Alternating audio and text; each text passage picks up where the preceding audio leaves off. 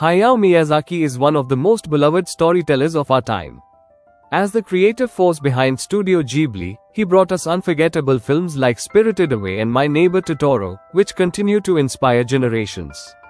This artwork is my small tribute to his vision, a hand-drawn portrait celebrating the man whose imagination gave us magical worlds filled with wonder, kindness, and timeless beauty.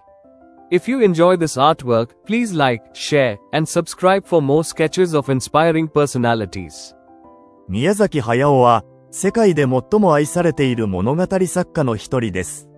スタジオジブリの共同創設者として彼は、千と千尋の神隠しや、隣のトトロなど、世代を超えて愛される名作を生み出しました。